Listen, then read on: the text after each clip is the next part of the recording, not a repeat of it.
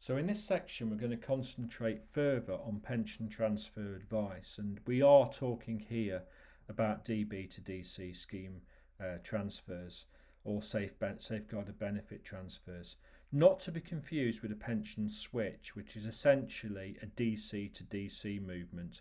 Simply moving your personal pension from one firm to another is not really a transfer, it's more a switch of provider, and there's no mandation for certain qualifications for advisors to give advice in that regard. Now, the rules surrounding this are complicated and were revised on the 1st of October 2018 to further tighten what had already been tightened rules. Transfers are a specialist area that requires a suitably qualified advisor. In other words, a personal recommendation must be made. You cannot, even if you're a professional client, engage in an execution only transfer of your pension benefits. So a note, pension transfers have never been far away from the news in our industry. The CII have their own pension transfer exam, which is AF7, which is one of the prerequisite qualifications needed to provide personal recommendations on safeguarded benefits. For this reason, it is likely you'll only need to know the basics for R04, but delegates should keep abreast of industry changes in this area as they are constantly being reviewed, and these will be demonstrated and shown on the CII's R04 microsite. So let's get to technical and loosen technical wording on this, shall we? Starting with the appropriate pension transfer analysis, which is a new document which was introduced by the changes in 2018, essentially designed to replace the old Transfer Value Analysis TVAS system report. Albeit some elements of what was in the TVAS are now remaining in what's known as a TVC, a Transfer Value Comparator. So a TVC, a Transfer Value Comparator, is essentially an integral part of the APTA. So the APTA is designed to consider more than just the numbers behind the recommendation for a transfer and whether a transfer is right or wrong. It is mandatory for pension transfers, as we've said. You must essentially go through the process, which is one of the reasons why that giving advice on this is specialised and also so expensive. The one thing that pension transfer advice always starts with is an assumption that the transfer will not be suitable. In other words, you need to prove through the APTA, through the process, that the transfer is viable in order for you to recommend that it happens. Because the standpoint is, without said proof, it is not suitable, your recommendation is not to transfer. And it's got to be clearly demonstrated that a transfer is in the client's best interests. So the idea behind this particular slide is really to just show all of the different bits of information that are required essentially when constructing an APTA. And the advisor is responsible for considering all of these, not just the bit that falls under the advisor block here. We've just broken this down so it's not a great big long list really. But ultimately, these are all the considerations that we need to make. So under the client's situation, we need to understand the impact on their tax position of the transfer, the impact it might have on any means-tested state benefits, also the impact assuming longevity of life that wasn't expected, and quite often APTAs will stress test things to think about what if you live to 100, etc. in that regard. The advisor bit is, I guess, the analysis bits here, where you need to consider the trade-offs when prioritising the client's needs. In other words, what's the client going to have to give up, like revaluation, escalation, in order to get what the features are of the pension that they're transferring to, which could be something along the lines of flexible benefits and heightened death benefits or anything along those lines.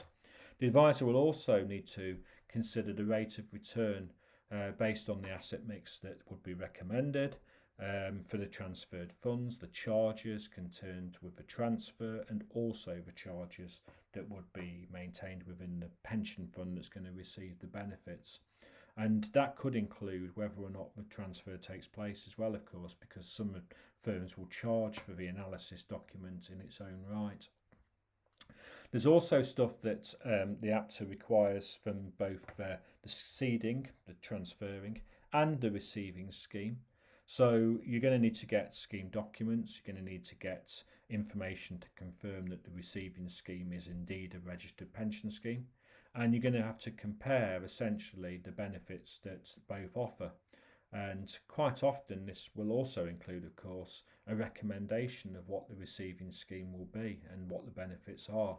So you need to compare essentially both now and in the future how each of the schemes is likely to meet the client's income requirements and or capital requirements, and also compare things such as death benefits, because I think it's fair to say that whilst the defined benefit pension perhaps offers significant benefits in some regards above a DC, death benefits probably isn't one of them. The final areas that we're going to consider is the regulatory requirements of the transfer, which are absolute, that you've got to use assumptions that are listed in the Conduct of Business handbook when illustrating income likely to be paid from the seeding scheme at the point of retirement. And also we've got this TVC, this transfer value comparator, which essentially is the numbers part of the APTA, which is designed to compare the transfer value offered by the seeding scheme, and essentially using various different assumptions is going to show you how much more it might cost to provide an equal level of benefits. So the key thing about all of this is that these are essentially a tick list amongst many, really, and it's important that you get a general sense that you're going to have to broaden your considerations broad and wide to make sure that all aspects for all parties is considered before you arrive at a suitable recommendation. And this really shows why it's so important that you actually have the prerequisite qualifications and take advice from a person that is qualified to provide you with the information. So we mentioned there the transfer value comparator. And we've given an example there, look, where basically it shows you the output of a TVC is, of course, the numbers part of the APTA. And as we've just seen, this is just one element, really. And it came into practice from the 1st of October 2018. Until that date, the TVAS essentially produced what was known as an output of a critical yield. And that essentially is been renamed to a degree within this. So the slide shows the FCA's required formats for the output of a TVC, and as can be seen, rather than the critical yield, the output is essentially showing the cost of transferring the pension out, and this has been included essentially as a format tool for all firms to basically use. So the whole idea about this is that it's going to work this out and show you, in layman's terms, in this case, it could cost you £140,000 to obtain a comparable level of income from an insurer. This means the same retirement income could cost you £20,000 more by transferring. And this is obviously expressed to the client in order to help them decide whether or not to accept a recommendation or not, I guess.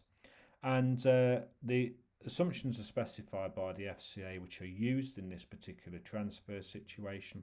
And I think it's important to get a grip here that whereas the numbers often will show you it will cost you more, it's trying within reason to compare like for like. And you need to take the softer elements into account as well. And this is why APTAs come into their own, really, because the numbers aren't everything. Sometimes there's a reason for transfer isn't a logical numerical calculation. It's to get better death benefits, to get access to flexible benefits, to avoid perhaps having an early withdrawal penalty. So every aspect needs to be taken into account before arriving at a suitable recommendation.